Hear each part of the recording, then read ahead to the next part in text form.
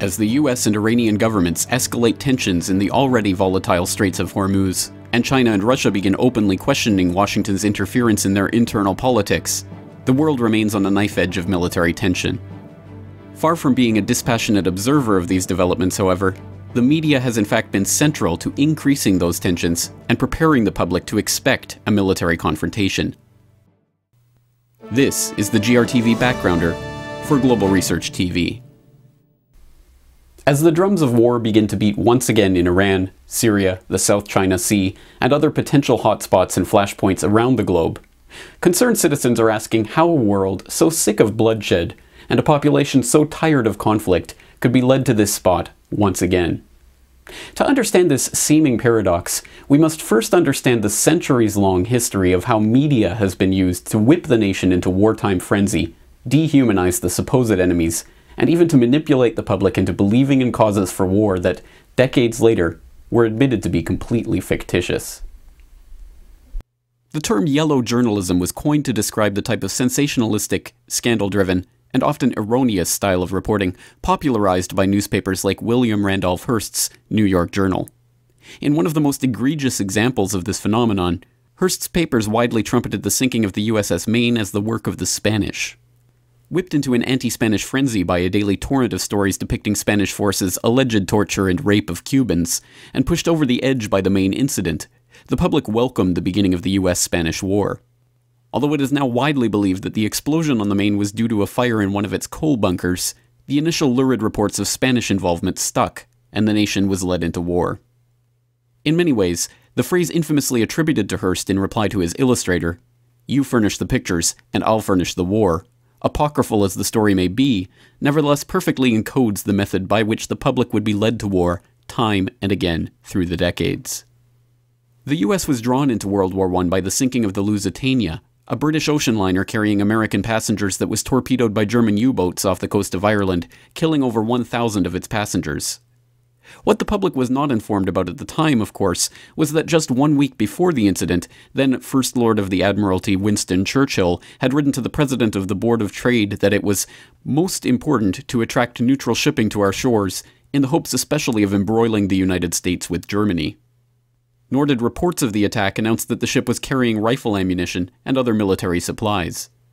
Instead, reports once again emphasized that the attack was an out-of-the-blue strike by a maniacal enemy, and the public was led into war. The US involvement in World War II was likewise the result of deliberate disinformation. Although the Honolulu Advertiser had even predicted the attack on Pearl Harbor days in advance, the Japanese naval codes had already been deciphered by that time, and that even Henry Stimson, the US Secretary of War, had noted in his diary the week before that he had discussed in a meeting with Roosevelt how we should maneuver them, the Japanese, into the position of firing the first shot without allowing too much danger to ourselves. The public were still led to believe that the Pearl Harbor attack had been completely unforeseen.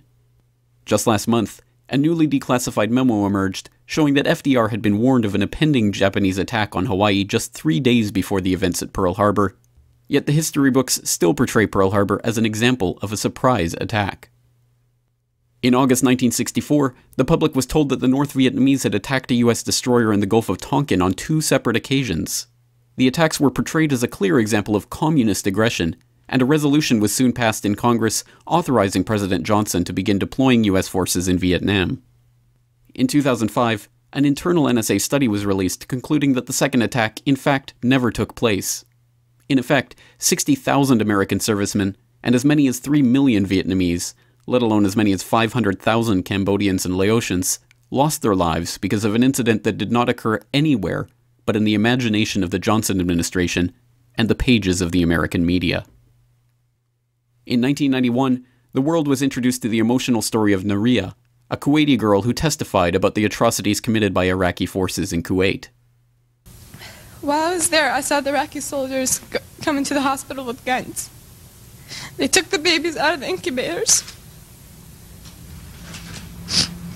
took the incubators and left the children to die on the cold floor. It was horrifying. What the world was never told was that the incident had in fact been the work of a public relations firm, Hill and Knowlton, and the girl had actually been the daughter of the Kuwaiti ambassador.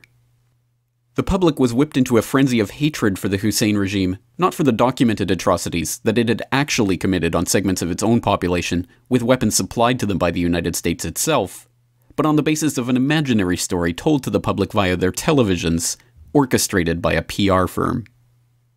In the lead-up to the war on Iraq, the American media infamously took the lead in framing the debate about the Iraqi government's weapons of mass destruction not as a question of whether or not they even existed, but as a question of where they had been hidden and what should be done to disarm them.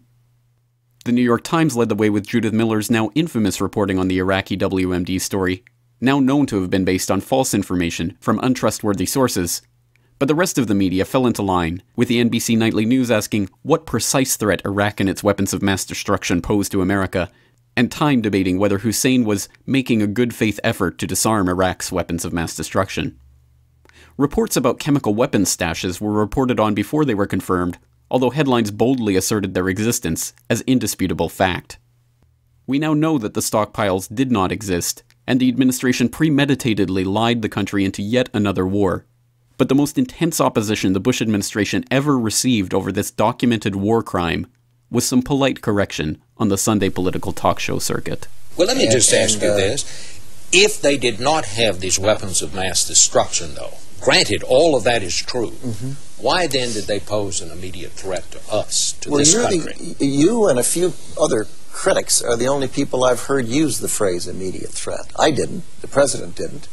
And it's become kind of folklore that that's what's happened. The president went... You're saying that nobody in the administration said that? I can't speak for nobody and everybody in the administration and say nobody said that. Vice President didn't say that? If you have any citations...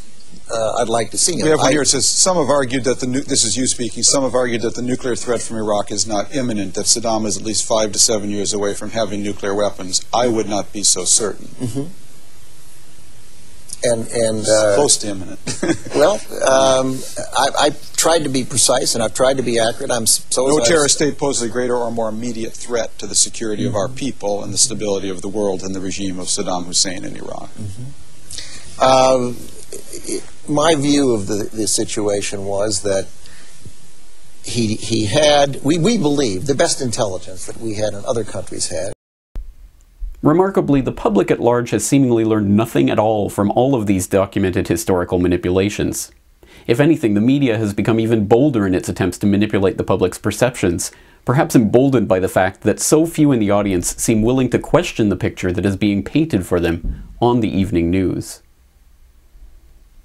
In 2008, CNN aired footage of a bombed-out Skin Valley in South Ossetia, falsely labeling it as footage of Gori, which they said had been attacked by the Russians.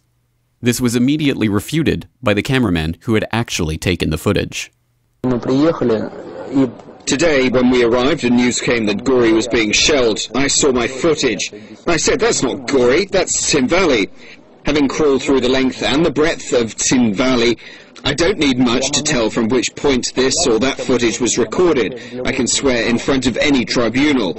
I can point to this location on the map of the town because I am the cameraman of the Rossiya channel, videotaped that. It is 50 meters away from the entrance to the territory of the peacekeepers. Those guys who every move is regulated by the UN were all killed. The Georgians shot up their entire battalion. In 2009, the BBC showed a cropped image of a rally in Iran, which they claimed was a crowd of protesters who assembled to show their opposition to the Iranian government. An uncropped version of the same photograph displayed on the LA Times website, however, revealed that the photo in fact came from a rally in support of Ahmadinejad. In August of 2011, the BBC ran footage of what they claimed was a celebration in Tripoli's Green Square. When sharp-eyed viewers noticed that the flags in the footage were in fact Indian flags, the BBC was forced to admit that they had accidentally broadcast footage from India instead of Tripoli. Also that month, CNN reported on a story from the Syrian Observatory for Human Rights, claiming that 8 infants in incubators had died in a hospital in Hama, where Syrian authorities cut off power in the area. Some news sites even carried pictures of the infants. The images were later admitted to have been taken in Egypt, and no evidence has ever emerged to back up the accusations. As breathtaking as all of these lies, manipulations, and so-called mistakes are, they in and of themselves don't represent the only functions of the media for the war machine. Now, the US government is taking the lead in becoming more and more directly involved with the shaping of the media message on war propaganda, and the general public is becoming even more ensnared in a false picture of the world, painted with the Pentagon's own paintbrush. In 2005, the Bush White House admitted to producing videos that were designed to look like news reports from legitimate independent journalists, and then feeding those reports to media outlets as prepackaged material ready to air on the evening news. When the Government Accountability Office ruled that these fake news reports in fact constituted illegal covert propaganda, the White House simply issued a memo declaring the practice to be legal. In April 2008, the New York Times revealed a secret US Department of Defense program that was launched in 2002 and involved using retired military officers to implant Pentagon talking points in the media. The officers were presented as independent analysts on talk shows and news programs, although they had been specially briefed before their appearances by the Pentagon. In December of 2011, the DoD's own Inspector General released a report concluding that the program was in perfect compliance with government policies and regulations. Earlier this year, it was revealed that the US government had contracted with HB Gary Federal to develop software that created fake social media accounts in order to steer public opinion and promote propaganda on popular websites. The federal contract for the software sourced back to the MacDill Air Force Base in Florida.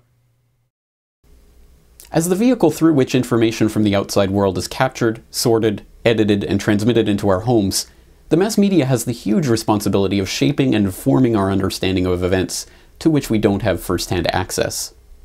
This is an awesome responsibility in even the most ideal conditions, with diligent reporters guided by trustworthy editors doing their level best to report the most important news in the most straightforward way. But in a media landscape where a handful of companies own virtually all of the print, radio, and television media in each nation, the only recourse the public has is to turn away from the mainstream media altogether. And that is precisely what is happening. As study after study and report after report has shown, the death of the old media has accelerated in recent years, with more and more people abandoning newspapers and now even television as their main source of news.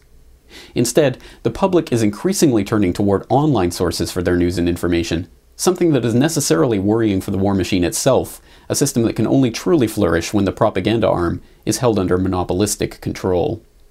But as citizens turn away from the New York Times and toward independent websites, many run and maintained by citizen journalists and amateur editors, the system that has consolidated its control over the mind of the public for generations seems to finally be showing signs that it may not be invincible. Surely this is not to say that online media is impervious to the defects that have made the traditional media so unreliable, quite the contrary. But the difference is that online, there is still for the time being relative freedom of choice at the individual level. While internet freedom exists, individual readers and viewers don't have to take the word of any website or pundit on any issue.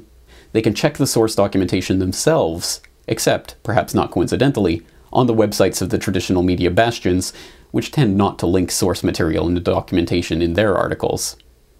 Hence the SOPA Act, Protect IP, the US government's attempts to seize websites at the domain name level, and all the other concerted attacks we have seen on internet freedoms in recent years. Because ultimately, an informed and engaged public is far less likely to go along with wars waged for power and profit. And as the public becomes better informed about the very issues that the media has tried to lie to them about for so long, they realize that the answer to all of the mainstream media's war cheerleading and blatant manipulation is perhaps simpler than we ever suspected. All we have to do is turn them off. For more on this story and other breaking news and current events, please go to globalresearch.ca. For more research and analysis by James Corbett, please go to corbettreport.com.